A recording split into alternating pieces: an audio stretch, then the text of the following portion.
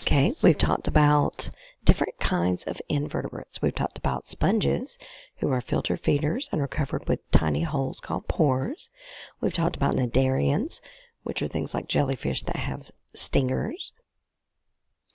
And we've talked about echinoderms, which are things like sea stars and sea urchins, which have spiny skin and they move along with their tube feet. Today we're going to talk about segmented worms. This is our next group of invertebrates. So our topic, segmented worms, and our essential question, what are the characteristics of segmented worms?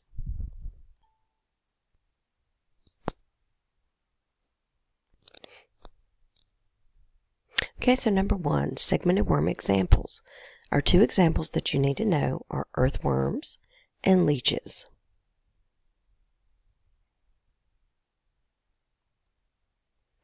Segmented worms have long, tube-like bodies that are divided into segments. And if you look at this picture of the earthworm, you can see the little sections. So they're not just made of one or two segments, they have lots of segments all along the length of their body. They are the simplest organisms with a true nervous system and blood contained in vessels. So all the invertebrates that we've talked about up to now, they had some organs, but it was inside their bodies, just kind of floating around. These actually have a nervous system, so they have a brain. This is the first organism we've talked about to have a brain. And they have a heart. Actually, they have multiple hearts. And their blood is in vessels. So you can see his little blood vessels here.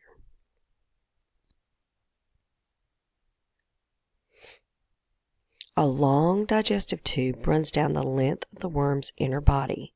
A segmented worm's food enters through the mouth, and the waste exits through the anus. This is also the first animal that we've talked about that has two separate openings for food to come in and for waste to go out. All the other organisms we talked about have one opening, so everything comes in and out of the same opening, except the sponge, which the water comes in the pores. This is its mouth on this end, and then on this end is its anus, and its digestive system runs through its body. Segmented worms absorb oxygen from the water through their skin. So they don't have lungs, they don't have gills, but they get their oxygen through their skin. So their skin must remain moist. If they dry out, then they're going to die because they can't breathe.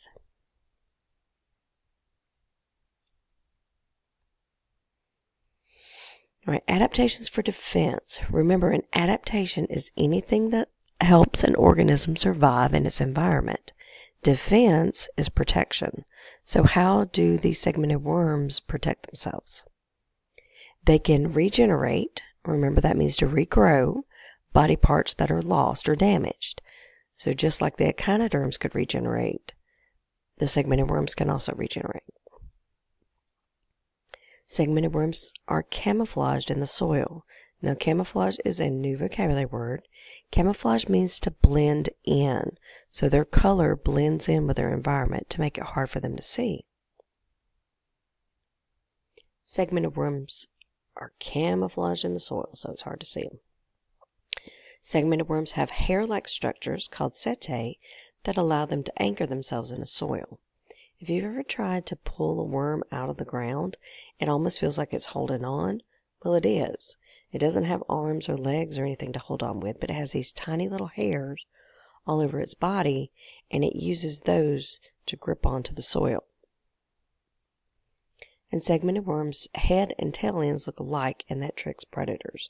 So the segmented worm can regenerate. So if its tail gets bitten off, it's okay. It's going to be able to regrow that tail. So if a predator were to grab the wrong end, the earthworm might be able to get away, and it might be able to survive. All right, segmented worms have both male and female organs. So when two worms mate, they both become pregnant and they both lay eggs. So there aren't boy worms and girl worms. They both have both parts. So you see here how they're hooked up together. and they're exchanging fluids, and they will both end up laying eggs. Okay, you're going to watch a couple of videos in a minute, but what I need you to do right now, you're going to glue your notes down in your notebook. You need to write at least 2 questions on the side for segmented worms. You need to either circle all of your vocabulary words, or you need to highlight them in yellow, underline important facts, or highlight that in blue.